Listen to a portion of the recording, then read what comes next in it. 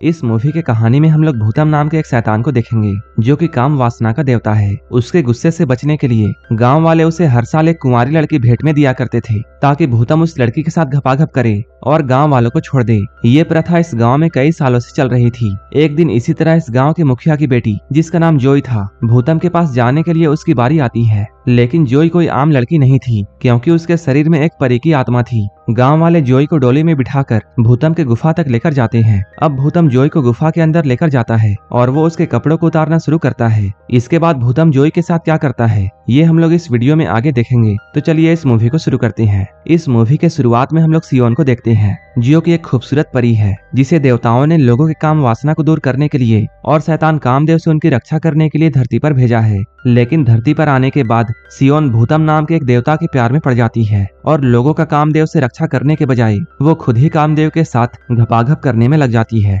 देवता जब सियोन की इन हरकतों को देखते हैं तब वो सियोन से बहुत नाराज हो जाते हैं। इसके बाद देवता दो और परियों को सियोन को मारने के लिए भेजते हैं। देवताओं का ऐसा मानना था एक परी और एक शैतान का मिलन मानवता के लिए बहुत खतरनाक हो सकता है। जब दोनों परियां सियोन के पास में पहुंचती हैं, तब वो लोग सियोन के शरीर से उसकी आत्मा को निकालकर उसके शरीर को जला देती हैं। सियोन के मौत को देखकर भूतम बहुत गुस्सा होता है और वो अपना आपा खो बैठता है। इसके बाद वो गुस्से में आकर एक परी को मार देता है। अपने साथी परी की मौत को देखकर एक परी अपनी जान बचाकर पास के गांव में भाग जाती है। वहीं इधर हम लोग गांव में देखते हैं उसी वक्त मुखिया की पत्नी एक बेटी को जन्म देती है। इधर इस परी के पास इतना वक्त नहीं था कि वो सियोन की आत्मा को देवताओं के पास लेकर जाती, इसलिए वो सियोन की आत्मा को उस बच्ची में डाल देती है। अब मुखिया के घर में जिस बच्ची का जन्म हुआ था उसी के शरीर में सियोन की आत्मा थी। इधर अपने प्रेमिका के मौत के बाद भूतम बहुत गुस्सा हो चुका था। उसके गुस्से से पूरे गांव के लोगों की काम वासना जाग चुकी थी। इसके बाद उसके गुस्से को शांत करने के लिए गांव वाले उसे एक कुंवारी लड़की देते हैं और इसके बाद ये हर साल की प्रथा बन गई थी।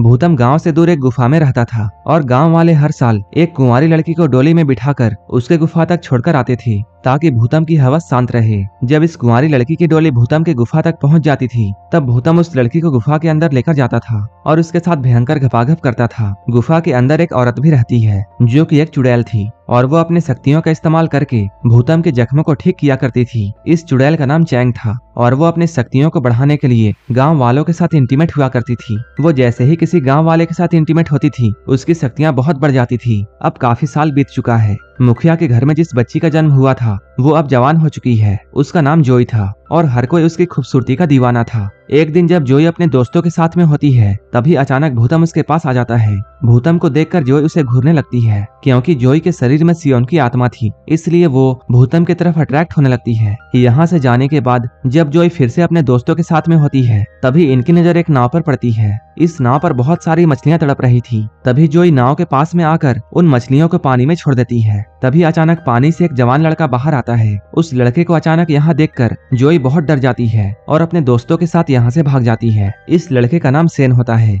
वो अपनी बहन के साथ यहाँ मछलियां पकड़ने के लिए आया था। इधर हम लोग गांव वालों को देखते हैं। ये सभी लोग मिलकर ये फैसला करते हैं इस साल कौन सी लड़की को भूतम को भेंट किया जाए। इस बात का फैसला गांव वाले लॉटरी के जरिए करते हैं। इस बार लॉटरी में जोई का नाम आया था। जोई का नाम देखकर उसकी मां रोने लगती है। वो अपने पति से ये कहती है, तुम तो इस गांव के मुखिया हो, तुम चाहो तो अपनी बेटी को वहां जाने से रोक सकते हो। लेकिन मुखिया ऐसा करने से मना कर देता है। वो कहता है इस गांव का ये नियम है और हमें नियम को मानना होगा। वहीं इधर हम लोग जोई को देखते हैं। वो एक लोहार के पास में आती है। यहाँ वो अपने चाकू को तेज करवाती है। तभी सेन भी यहाँ आकर उससे बात करने की कोशिश करता है लेकिन जोई उसकी बातों का जवाब नहीं देती है क्योंकि वो भूतम के पास जाने वाली थी इसलिए वो बहुत डरी हुई थी। इसके बाद वो यहाँ से अपना चाकू लेकर चली जाती है। जैसे ही रात होती है गांव वाले जोई को डोली में बिठाकर भूतम के गुफा की तरफ जाने लगते हैं। इस डोली को उठाने वालों में सेन भी होता है लेकिन वो इस बात से अनजान था कि इस डोली के अंदर जोई है। लेकिन रास्ते में जाते वक्त जोई का चाकू नीचे गिर जाता है। सेन इस चाकू को उठाता है और वो इस चाकू को देखकर समझ जाता है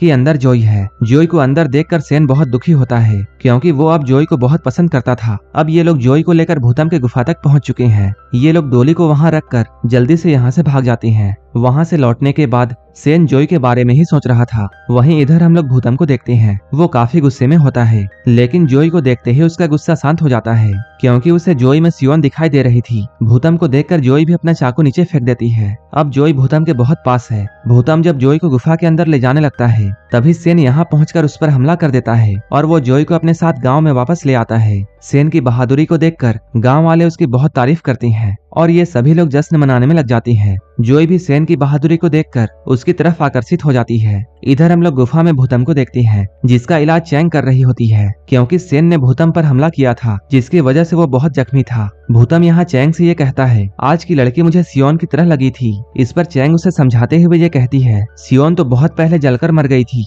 चैंग कहती है, मेरी शक्तियाँ तुम्हारा इलाज करने के लिए बहुत कम हैं, इसलिए मुझे अपने शक्तियों को बढ़ाने के लिए गांव में जाकर किसी के साथ घपाघप करना होगा, ताकि मेरी शक्तियाँ बहुत बढ़ जाए। इधर सेन अपनी बहन और जोई के साथ मछलियाँ पकड़ने के लिए आया था, तभी इन लोगों को चैंग पानी में मिलती है। ये लोग चैंग का इलाज करने के लिए उसे अपने घर ले आते हैं। अभी चैंग सेन के घर में होती है। वो सेन के बड़े भाई को सेड्यूस करके उसके साथ इंटीमेट होती है। सारी रात घपाघप करने की वजह से उसकी शक्तियाँ बहुत बढ़ गई थी। अगले दिन चैंग जोई और एक लड़की के साथ मछलियाँ पकड़ने के लिए आती है। मछली पकड़ने के दौरान वो जोई का बर्थ मार्क देखती है। इस निशान को देखकर वो समझ जाती है कि जोई के अंदर सियोन की आत्मा है। इसके बाद वो जोई को एक हेयर बैंड देती है और भूतम के पास वापस आ जाती है। वो यहाँ आकर भूतम से ये कहती है, आज मैं उस लड़की के साथ मिली थी जो कल तुम्हारे गुफा में आई थी। इस लड़की का नाम जोई है और इसके अंदर सियोन की आत्मा है। वो भूतम से यह भी कहती है, अगर सेन और जोई इंटीमेट हो जाती हैं, तब तुम पूरे तरीके से खत्म हो जाओगे।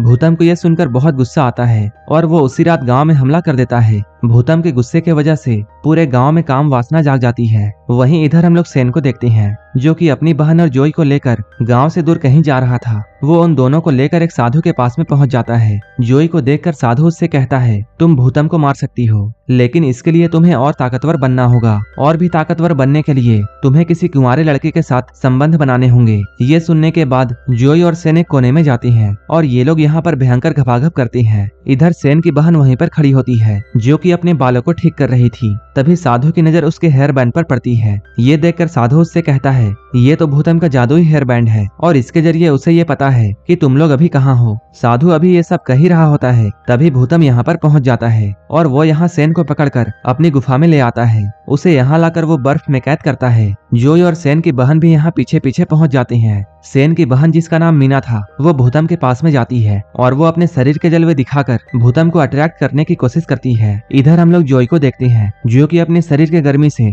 बर्फ को पिघलाने की कोशिश कर रही थी। जैसे ही वो बर्फ पिघल जाती है, सेन बर्फ से बाहर आता है और ये दोनों यहीं पर इंटीमेट होते हैं। तभी भूतम की नजर इन दोनों पर पड़ती है। इन दोनों को ऐसा देखकर वो बहुत गुस्सा हो जाता है। वो सेन को मारने के लिए उसकी तरफ तलवार फेंकता है, लेकिन जोई तलवार के सामने आ जाती है। भूतम की तलवार जोई के उसी निशान पर लगती है जहाँ पर सियोन की आत्मा थी। तलवार लगने की वजह से सियोन की आत्मा यहाँ से निकल जाती है। सियोन को अपने सामने देखकर भूतम बहुत खुश होता है और उसे लेकर वो यहाँ से गायब हो जाता है। और इसी के साथ ये मूवी यहीं पर खत्म हो जाती है। इसी तरह की मूवीज के लिए आप हमारे टेलीग्राम चैनल को ज्वाइन कर लेना, जिसका लिंक डिस्क्रिप्शन में दिया हुआ है। और मूवी अच्छी लगी हो तो एक लाइक जरूर कर देना और ऐसे ही वीडियोस के लिए मेरे चैनल को जरूर सब्सक्राइब कर लेना। तो मिलते हैं हमारे नेक्स्ट वीडियो में।